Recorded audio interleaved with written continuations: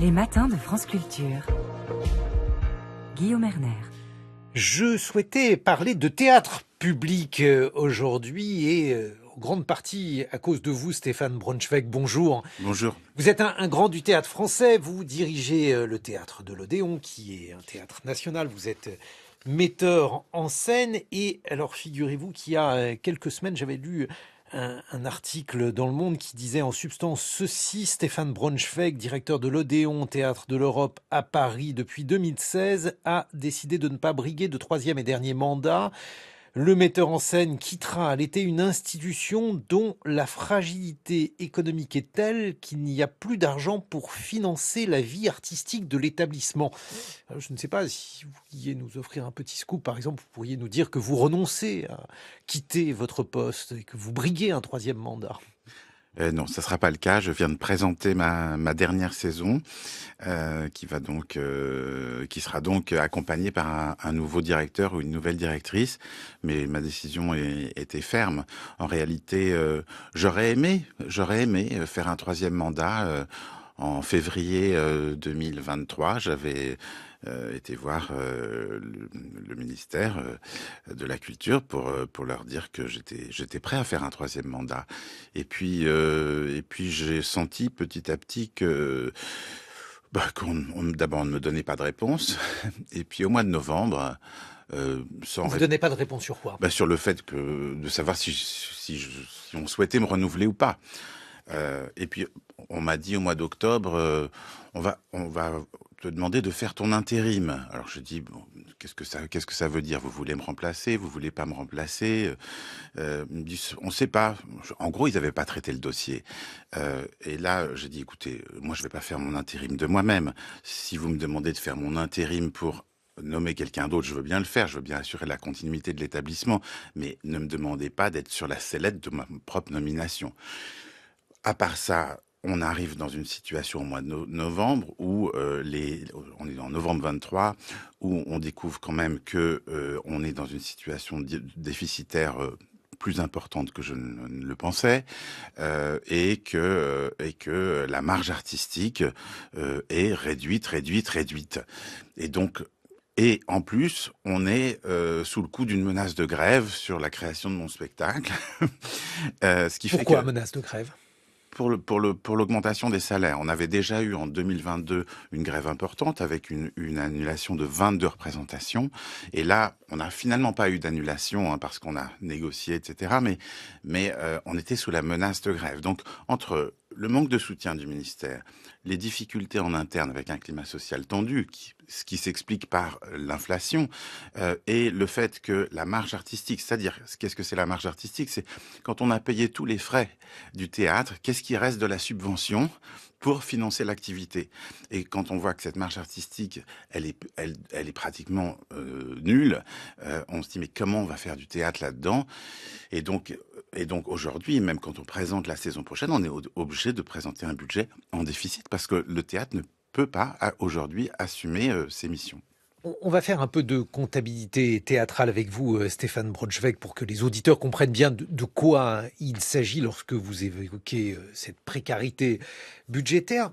Si vous aviez dû briguer un troisième mandat, si vous aviez dû confectionner un programme artistique, théâtral, quel est celui que vous auriez proposé ?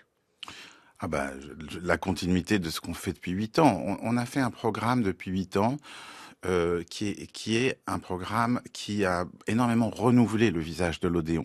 C'est-à-dire que on a invité 25 artistes étrangers. Sur les 25, 19 n'avaient pas joué à l'Odéon. On a invité plus de 100 spectacles. Pratiquement 70% des metteurs en scène et des metteuses en scène n'avaient jamais joué à l'Odéon. Et en particulier, parmi ces 70%, à égalité hommes et femmes. Aujourd'hui, la saison 23-24 était une saison paritaire. La saison 24-25, il y a 8 femmes pour 12 spectacles. C'est-à-dire qu'on a complètement inversé une tendance. Donc on a changé le visage de l'Odéon par ce renouvellement. Et aussi, on a changé en partie le visage du public. Parce que quand on fait un autre type de programmation, on a un autre public. Alors justement, comment avez-vous réussi à changer le public? Quel public? Comment les choses se sont-elles déroulées, Stéphane Braunschweig? Je pense qu'on a un public qui s'est quand même pas mal rajeuni. On a environ 30% de jeunes. Mais vous voyez, c'est aussi et aussi c'est diversifié. On a fait des choses, par exemple, pour les jeudis, par exemple, on offre 100 places aux jeunes de moins de 28 ans. Je peux vous dire que ça part comme des petits pains. C'est-à-dire que les jeunes ont des difficultés financières et il est clair que quand on leur offre des places, ils viennent.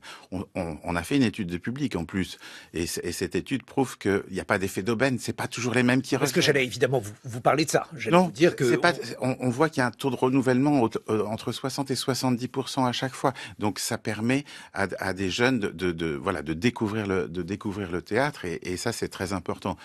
On a aussi fait des avant-premières à moitié prix, ce qui touche un public qui n'a pas l'habitude de venir, qui n'est pas un public d'abonnés. On a fait énormément de choses pour que ce public se renouvelle, se rajeunisse et se diversifie. Quand on invite un spectacle comme celui de Rebecca Chaillon, il est clair que on a une population dans la salle qui est différente de celle... Quel était le spectacle de le spectacle qu'elle avait présenté à Avignon et qui avait suscité de grosses polémiques, Carte Noire nommée Désir, qui est un spectacle sur la question de la représentation et du corps des femmes noires. Et il est évident qu'on n'a jamais eu autant de public noir dans la salle. Donc, il y avait cette volonté de poursuivre dans la diversification des spectacles que vous proposez. La Mouette de Tchekhov était également dans les cartons, Stéphane Braunschweig. Oui, La Mouette, c'était le projet que j'avais. J'ai vraiment failli ne pas pouvoir le faire, en réalité.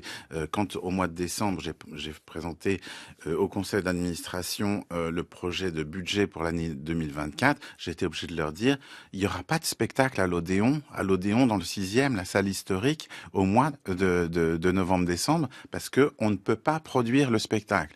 Finalement, on a trouvé une solution. En décidant de partir, je vais partir au 31 juillet, le ministère va être quand même obligé de me donner une petite subvention.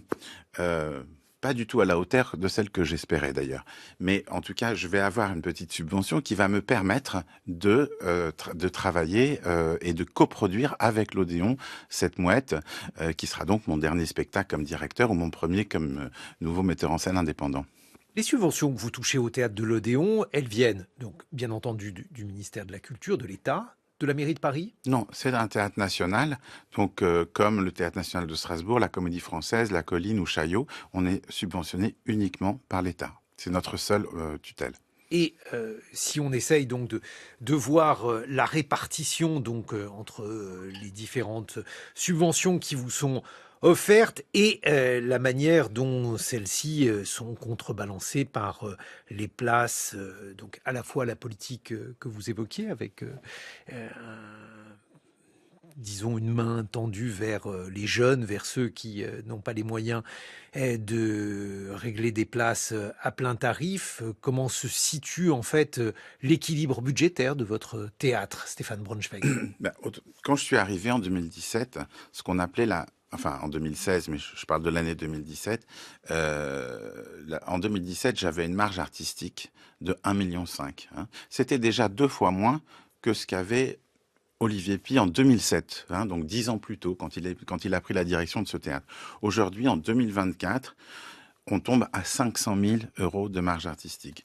Si vous rajoutez à ça qu'on a du mécénat, c'est environ 500 000 euros qu'on va pouvoir réinjecter dans le projet artistique. On voit que... et ensuite, on a les recettes de billetterie qui vont être autour de 3 millions, 3,5 millions, ça va dépendre. On voit que c'est essentiellement la billetterie qui va financer l'activité artistique. Si c'est seulement la billetterie... Est-ce que c'est vers ça, finalement, qu'on veut vous emmener? Je ne sais pas, mais si c'est... Alors, on a de la chance. On a un public qui a soutenu énormément mon projet artistique. Vous avez un tout petit peu relevé les prix? Alors... oui, on va en parler. On a un public qui a suivi, qui a adhéré sur un projet beaucoup plus audacieux que ce qu'on a eu avant, avec beaucoup de jeunes et beaucoup de jeunes à qui on donnait des grandes salles pour la première fois. Et on a cette année sur la saison 23-24, on a 90% de fréquentation payante.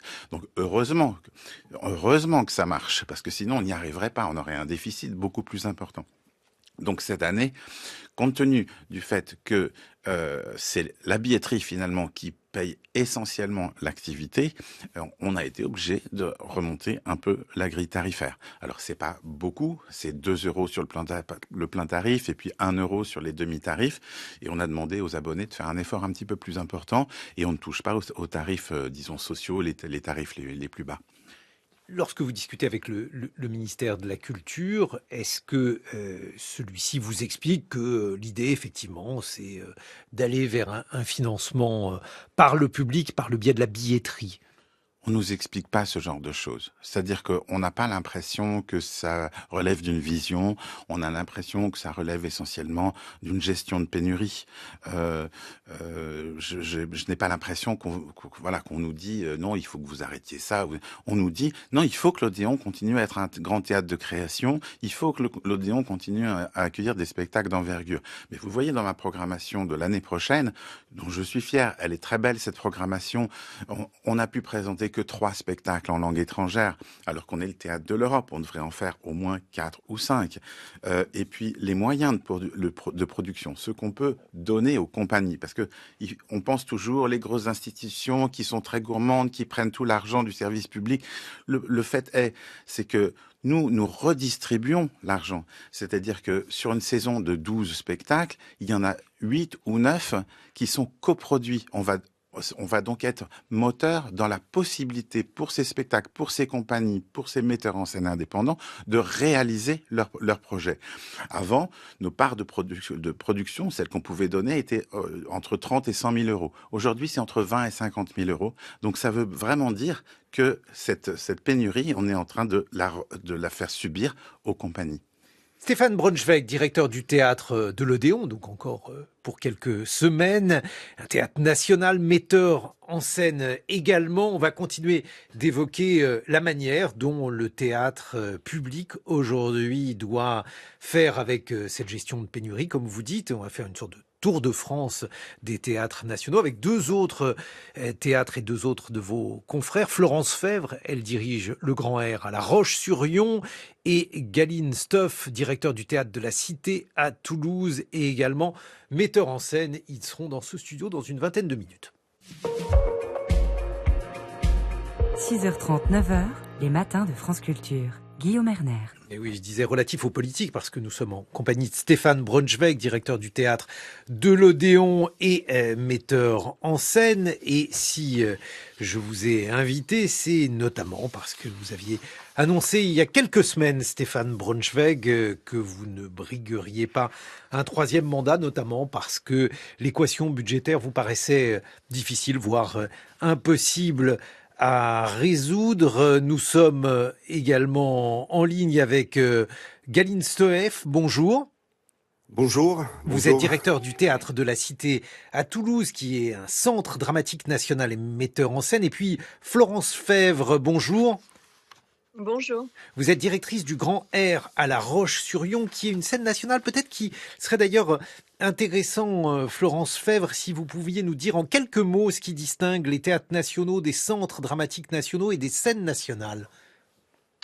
Alors, distingue, on a un cahier des charges qui se regroupe en tout cas sur la question du soutien à la programmation, soutien à la production, à développer une programmation ouverte à différentes esthétiques. Mais la singularité des scènes nationales, c'est d'être des lieux pluridisciplinaires. C'est-à-dire que sur une saison, on invite des artistes chorégraphes, metteurs en scène, des musiciens, des circassiens. Et pour le Grand Air, un volet également important dédié à la littérature contemporaine. Donc une distinction entre les trois, le Grand Air, donc le théâtre que vous dirigez à La Roche-sur-Yon, est une scène nationale et vous êtes très ancré dans ce qu'on appelle aujourd'hui maintenant un territoire. Ça, c'est la réalité, la spécificité de toutes les scènes nationales. Effectivement, ce sont des maisons qui sont des outils de la décentralisation culturelle, qui sont nés et existent par une volonté commune de l'État, des collectivités locales, territoriales, les régions, les départements et également les villes et les agglomérations. Et effectivement, c'est des scènes qui sont réparties sur tout le territoire national, en métropole, mais également en outre-mer. Nous sommes 77. Et nos missions, effectivement, c'est donc, je le disais, c'est de proposer à la population de nos territoires une programmation ambitieuse. C'est pour ça qu'on a ce label de scène nationale, mais également de soutenir la création et également d'être en lien direct avec la population. Donc la question, c'est comment faire territoire, comment faire société. Et donc, en lien avec les programmations qui sont les nôtres, les œuvres qui sont programmées, invitées, défendues par les artistes, on tisse effectivement tout un réseau de coopération sur le territoire qui nous permet de nous adresser, en tout cas pour le Grand Air, à 10 000 jeunes chaque saison, de développer des projets d'éducation artistique à l'échelle de toute la Vendée, avec par exemple des établissements scolaires qui vont de la maternelle jusqu'au lycée, qui sont jumelés avec le Grand Air sur 3 ans, avec lesquels on co-construit des projets d'éducation artistique et culturelle. C'est tout un projet également en ruralité, avec notamment un festival pour les enfants, pour les familles, qui se construit avec des maires de communes rurales à l'échelle donc de 12 communes pour nous de l'agglomération. C'est des festivals, par exemple, c'est un festival qui fédère plus de 130 enseignants. On a également un jumelage avec un quartier liberté. Et puis, le Grand Air, mais c'est le cas à peu près pour toutes les scènes nationales, c'est des actions donc, de sensibilisation en maison d'arrêt, dans les EHPAD, en milieu hospitalier, pour les soignants et les patients. C'est aussi tout un travail effectivement d'inclusion avec des programmations en LSF, en audio description. Donc c'est vraiment un travail d'infusion et d'inclusion au cœur des territoires. Et alors, qu'est-ce qu'on peut voir chez vous, autrement dit, au Grand Air, à La Roche-sur-Yon en ce moment, Florence Fèvre? Alors là, on est en fin de saison, mais lundi, on accueillait Lia Rodriguez avec le magnifique Encantado. Et là, on est vraiment, voilà, ce vendredi, on accueille un travail amateur avec le conservatoire qui s'inscrit dans le cadre de danse amateur et répertoire, donc, porté par le CND, le Centre national de la danse, et qui invite des professeurs de danse à transmettre le répertoire chorégraphique. Voilà. Et donc le conservatoire, en lien avec le Grand Air, a été sélectionné nationalement pour cette forme-là. Donc on le présente à La Roche avant qu'il parte à Reims, à la scène nationale de Reims, pour retrouver les différents finalistes de danse amateur et répertoire. Et effectivement, on voit la diversité de votre programmation. Galine Stoeff, alors vous, le Théâtre de la Cité que vous dirigez à Toulouse est un centre dramatique national. Même chose, qu'est-ce qu'on peut voir en ce moment chez vous? En ce moment, chez nous, en fait, il y a une grande préparation pour annoncer la saison prochaine. Parce qu'un centre dramatique national, contrairement à une scène nationale, en fait, on est un peu moins d'une quarantaine en France. C'est des théâtres qui sont dirigés par des artistes.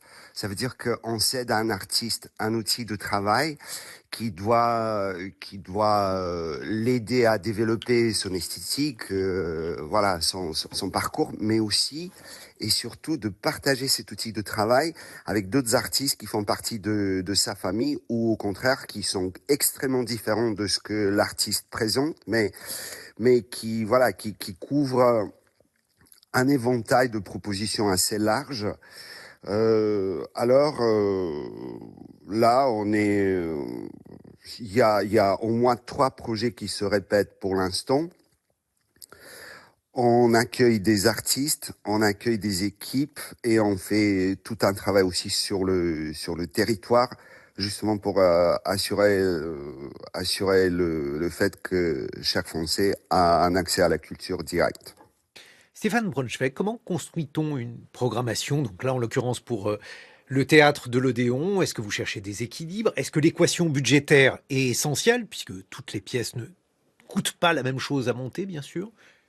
Il faut tenir compte de l'équation budgétaire, il faut tenir compte d'équilibre entre des propositions sur lesquelles on peut s'appuyer comme des spectacles un peu sûrs. Enfin, quand on monte un grand classique du répertoire, on sait que ça va être à peu près plein. La boîte de Tchekhov. Voilà, là on prend moins de risques que quand on fait un spectacle de Marion Siffert, de Tiffaine Raffier, qui sont des jeunes femmes que les gens ne connaissent pas encore. Or, nous, on est là pour ça, pour prendre des risques. Donc quand je disais tout à l'heure la marge artistique est réduite, c'est-à-dire c'est nos possibilités de produire, de coproduire et surtout de prendre des risques qui est en question.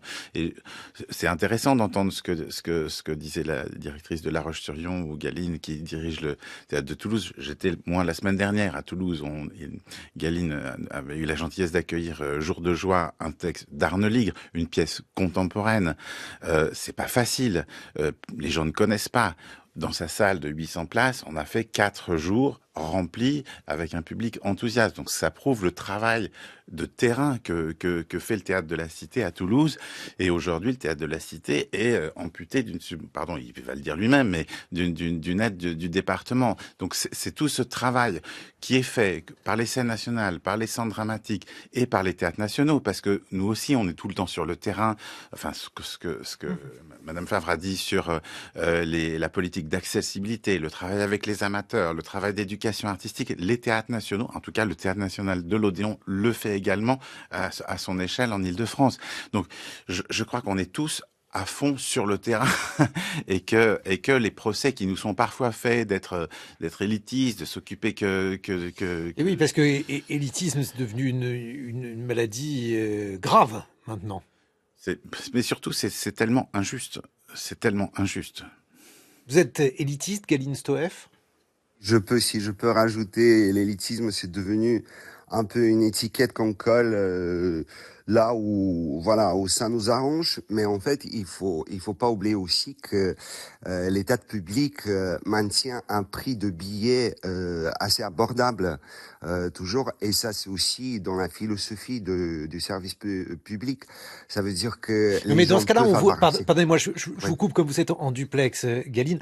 Et dans ces conditions, on dit que bien il y a des effets d'aubaine, c'est-à-dire que finalement vous offrez des billets à des gens qui de toute façon pourraient se les payer.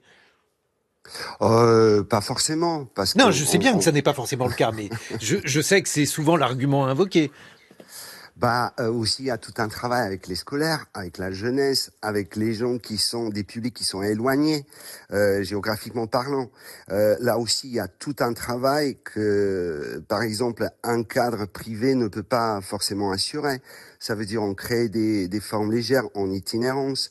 On a développé à Toulouse tout un programme depuis quelques années où on fait aussi des spectacles en traduction en langue des signes.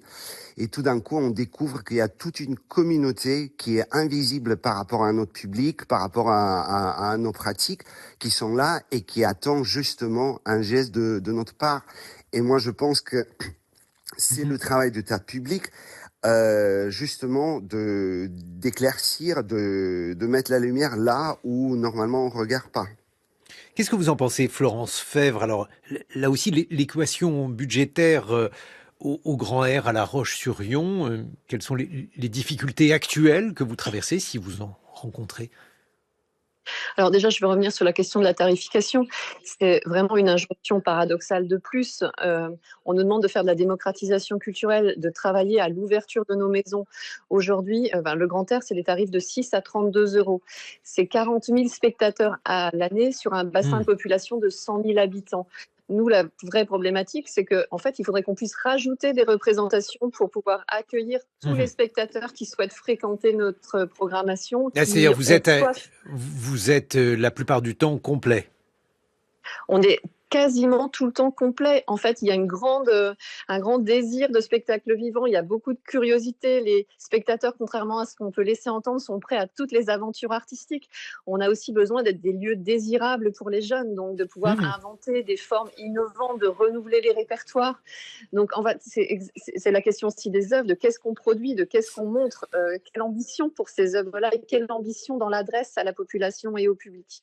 Donc oui, après, effectivement, on est dans un moment sectoriel de difficultés absolument inédites pour financer les missions, tout simplement, qui nous sont confiées. Malgré des gestions extrêmement rigoureuses des institutions, il y a tout simplement une stagnation des subventions publiques depuis une dizaine d'années et puis une inflation extrêmement importante. de la majorité des postes de dépenses. Oui, de tout le reste.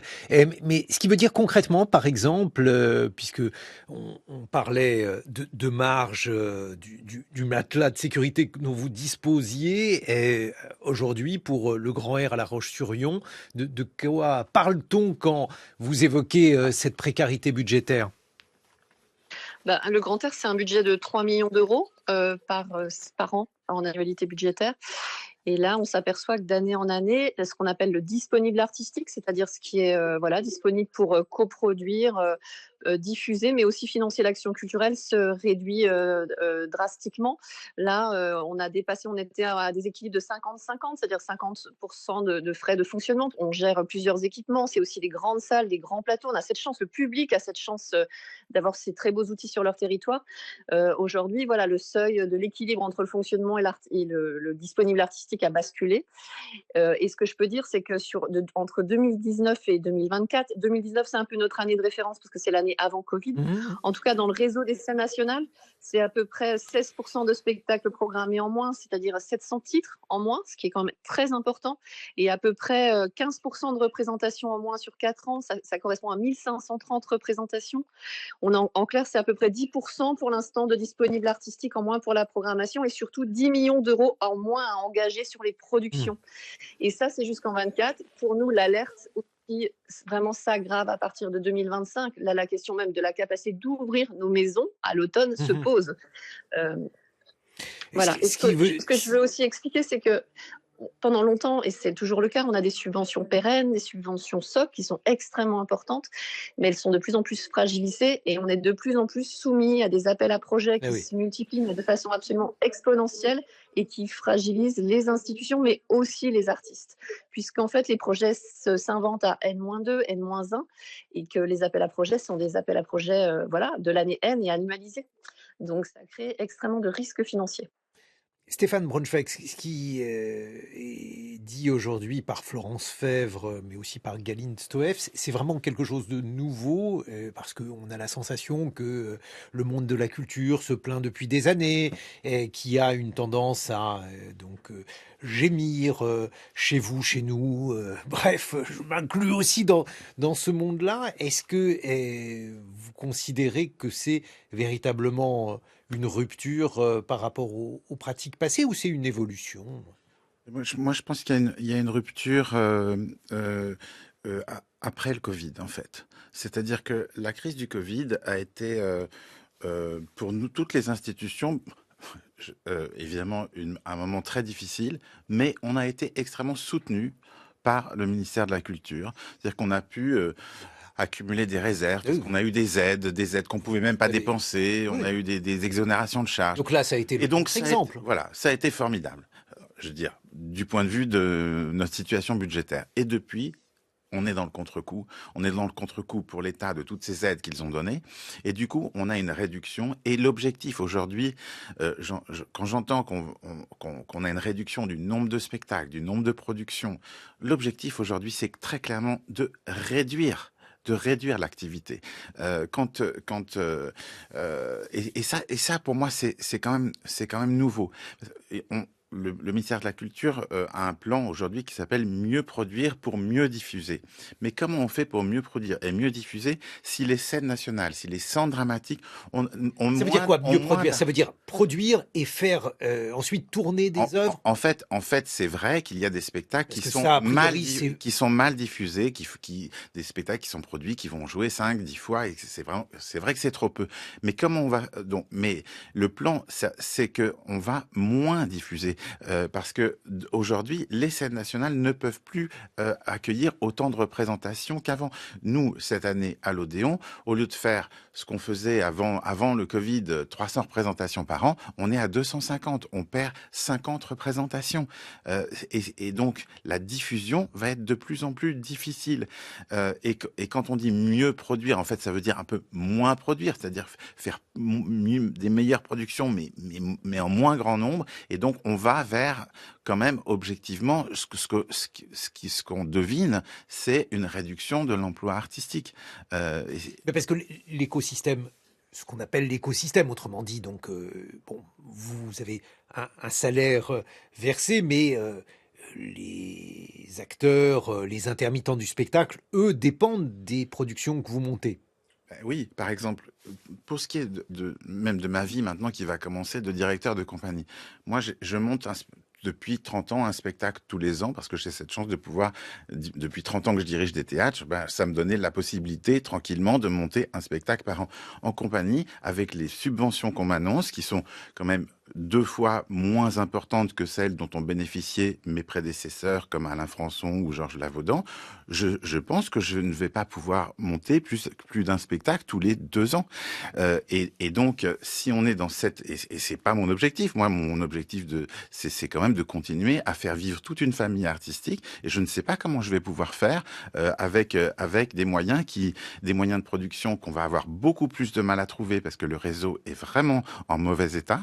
Je veux dire, pas en mauvais état artistique ni public, en mauvais état budgétaire. Et c'est là qu'on va avoir des difficultés et probablement on va vers une réduction du volume d'emploi. Galine Soef, pour le Théâtre de la Cité à Toulouse, comment les choses se déroulent-elles de votre point de vue ? En fait, nous, comme d'ailleurs tous nos collègues, on est dans une situation assez paradoxale. Ça veut dire que d'un côté, c'est une atmosphère un peu anxiogène, justement par rapport au fait que l'espace de création se rétrécit de plus en plus. De l'autre côté, on doit accueillir le public qui vient justement de s'extraire de leur quotidien et de célébrer quelque chose d'exceptionnel. Et là, il faut qu'on soit joyeux, il faut qu'on propose une sorte d'émerveillement. Et là, c'est très difficile en fait de garder la face, alors que derrière, on a l'impression que tout s'écroule. Je pense que nous, ce qu'on essaye de faire, c'est justement de programmer moins de titres. Ça veut dire qu'on propose moins de choses au public, mais on essaye de faire des séries plus longues, justement pour atteindre un public qui normalement ne vient pas. Ça veut dire que si au lieu de jouer 2 fois, on essaye de jouer 4 fois, au lieu de jouer 5 fois, on essaye de jouer 10 fois, et on espère que bouche à oreille, voilà, l'effet. Et alors, ça fonctionne comment ?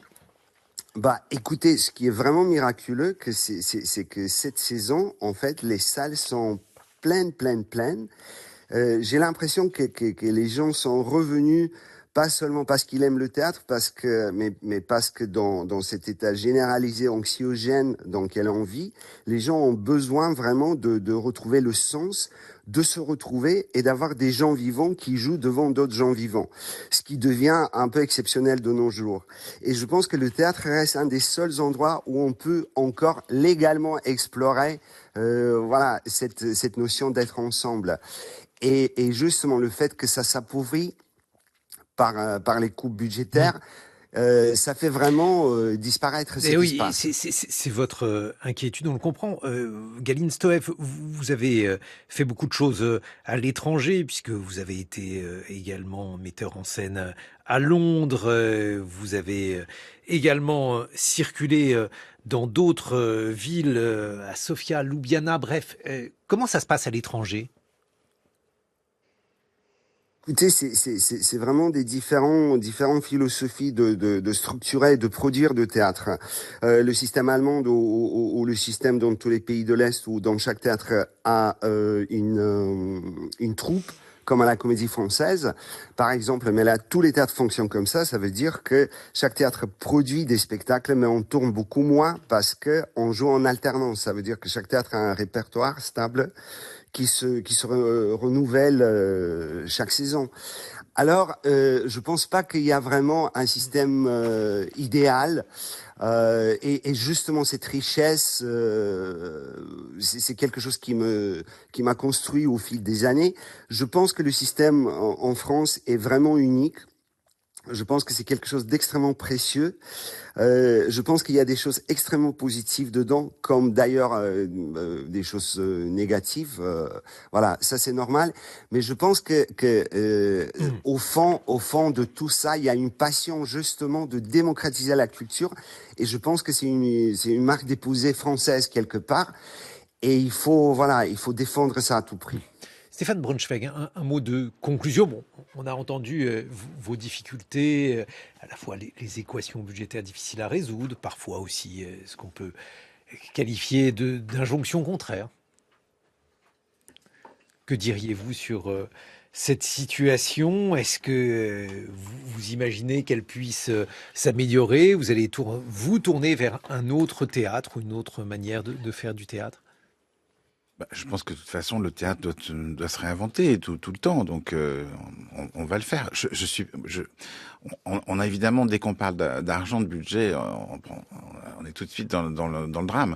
Mais en réalité, comme disait Galine, moi je crois au théâtre, je crois à la nécessité du théâtre. Je pense que aujourd'hui, dans un monde aussi difficile sur le plan politique, géopolitique, social que celui que nous vivons, nous avons besoin du théâtre, pas seulement pour la présence, mais aussi pour la nécessité de pouvoir voir des spectacles où le théâtre, c'est un endroit où on échange des points de vue, où on peut mettre en scène de la contradiction dans un monde où on est en permanence dans la polarisation extrême, dans la simplification. Le théâtre, c'est l'endroit où on peut apporter de la pensée complexe. Donc, il faut le sauver, et on sait que aujourd'hui, comme le disait Galine, à Toulouse ou à La Roche-sur-Yon ou à l'Odéon, les salles sont pleines, donc il ne faut pas nous faire de faux procès.